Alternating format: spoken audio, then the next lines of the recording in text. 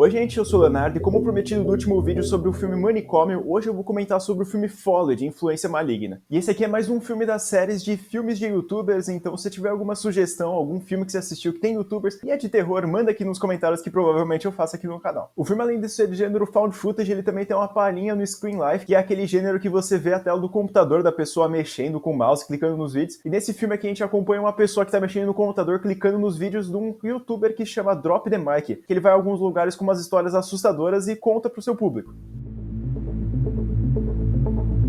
Um grupo de um canal de YouTube, eles são obcecados por views e eles aceitam o desafio de uma patrocinadora que vão pagar uma bagatela de $250 mil caso eles atinjam a meta de 50 mil inscritos. Então, na tentativa desesperada de conseguir inscritos, eles vão lá e decidem ter a brilhante ideia de ir no hotel mais mal assombrado que existe, o Hotel Cecil, que também nesse filme aqui é conhecido como Hotel Linux. E esse é o hotel que Elisa Lam passou seus últimos dias de vida e que ela protagonizou uma das cenas mais bizarras, que é aquele vídeo do elevador que ela tá meio paranoica, achando que tem alguém perseguindo ela. O caso até virou um documentário na Netflix, ele conta exatamente sobre pessoas da internet fazendo teorias absurdas sobre o caso da Elisa Lam, ainda mais sem as provas que a polícia tem, fazendo teorias até que mexem com o sobrenatural, falando que tem alguns espíritos no hotel. E o filme Folly é exatamente a representação do que os youtubers são nesse documentário, que são pessoas intrometidas que vão tentar fazer alguma coisa pra provar que tem alguma coisa sobrenatural. E pra não ficar no vazio completo, só fazendo referência ao Hotel Cecil, eles vão lá e fazem uma referência que não é nem uma referência, é uma direta a Elisa Lam, só que eles vão lá e fazem um vídeo, tipo uma cópia do vídeo dela no elevador, só que trocam o nome dela de Elisa Lam pra Megan Kim. O pessoal perdeu totalmente as estribeiras.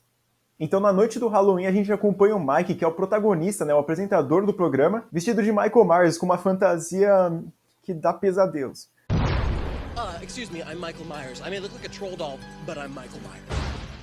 Ele apresenta a ideia de uma maratona dentro desse Hotel Cecil para conseguir os últimos inscritos para conseguirem a bagatela de dinheiro pro público. E já chegando na parte do hotel, eles vão lá, armam todas as câmeras necessárias, e logo na primeira noite já acontece a primeira coisa paranormal, que é quando eles estão dormindo e aparece tipo uma pessoa de glitch, como acontece em Amizade Desfeita, só que nesse caso aqui ela só fica olhando pros dois e depois vaza. E como essa aqui é a representação de youtuber sendo dirigido por pessoas velhas, o pessoal tem totalmente zero respeito com a Elisa Lam e decide fazer um ritual no elevador para tentar trocar de plano, fazendo uma sequência de números no elevador, só que eles têm a brilhante ideia ainda de colocar a Elisa Lam, também conhecida como Megan Kim, dando um jumpscare atrás do Mike. Mano, meu Deus.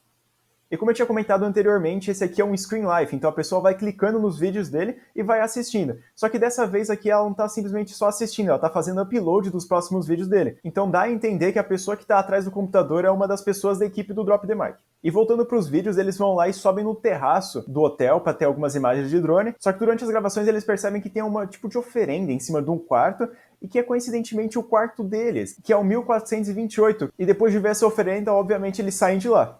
Ou eles meio que decidem tocar naquilo e fingir que nada aconteceu.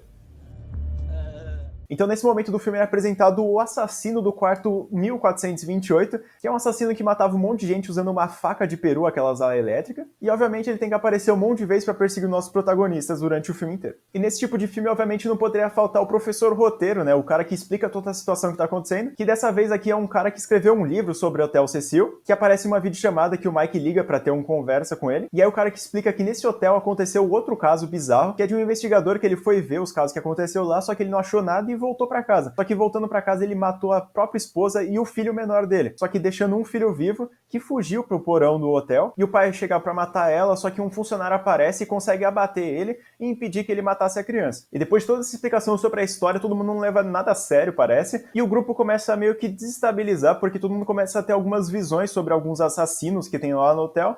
E começa a ficar paranoico e decide vazar daquele hotel, deixando só o Mike que tá meio obcecado por conseguir a meta de 50 mil inscritos. E agora sozinho, o Mike decide entrar no porão por conta própria e ele começa a ouvir alguns gritos de crianças. Só que perseguindo eles, ele chega no fundo do porão, que ele encontra um notebook que tá tipo meio que streamando a tela dele, criando um looping na imagem, e ele fica meio confuso e ele pega um caderninho que tem lá também do lado do notebook e ele lê o número 1428, que é o número do quarto que ele tava hospedado. E é nesse momento que ele começa a ouvir algumas vozes da cabeça dele explicando de quem seria aquela criança que fugiu do porão. E é revelado que aquela criança que fugiu é ele, o próprio Mike. Só que meio paranoico da cabeça, o Mike simplesmente ignora essa informação e ele olha o número de inscritos que faltando apenas 200, ele já fica meio que obrigação dele ficar lá até conseguir essa meta. Só que mesmo assim, ele andando lá pelo porão, ele começa a ter alguns jumpscare com alguns fantasmas, incluindo a Megan Kim, e ele consegue fugir de lá, pegar um táxi e voltar para sua cidade natal. E chegando na casa dele, a meta de 50 mil inscritos é batida, só que ele não consegue ter contato com mais nenhuma das pessoas que participou daquela expedição. Ele decide gravar um vídeo resposta explicando o que aconteceu naquele lugar, só que durante esse vídeo aparece um monte de fantasma que invade a casa dele, e eles jogam pra ele a cabeça da própria esposa, e ele já fica meio maluco, e ele é dado como desaparecido pela grande mídia. E para praticamente finalizar a história, aparece uma criança como se fosse outra youtuber e fala que aquele local é mal assombrado e começa a contar por cima por que ele desapareceu. Só que no fim do filme mesmo é revelado quem estava por trás do computador, que aparece a câmera do FaceTime apontada para a pessoa, só que eu não consegui perceber quem é, então vai ficar meio que no mistério se é o próprio Mike que tá fazendo aquilo, meio controlado pelo demônio, ou se é qualquer outro nerd esquisito. Eu particularmente gostei até do filme mesmo, ele não tem aquelas qualidades excelentes, ele ainda consegue entregar uma premissa que é meio batida, mas ainda consegue funcionar um pouco, e algumas decisões dos personagens que são extremamente burras, então a gente fica contestando eles praticamente o filme inteiro. Eu fico meio incomodado também que a parte do filme ele tenta meio que encher linguiça, ele coloca que tipo a mulher do Mike tava grávida, ele liga pra ele, aí tem toda aquela emoção, tem algumas coisas que são meio desnecessárias que a gente vai vendo no final do filme que não tem a mínima importância, mas a gente meio que acompanha e vai simpatizando. E também eu não tenho muito lugar de fala porque filme de youtuber é minha paixão. E pra mim esse filme aqui é 2,5 de 5 ou 5 de 10, se vocês preferem aí. Eu diria que eu recomendo, mas vai de você, se você ouviu a história, gostou ou você acha que é uma merda, então nem assista. E nesse vídeo aqui eu vou estrear o ranking de filmes de youtubers. Obviamente esse aqui tá em primeiro na frente do Manicômio e cada vez vídeos que eu vou lançando eu vou atualizando esse ranking aqui. Ele tá disponível no Telecine Play, então corre lá se quiser assistir e assista.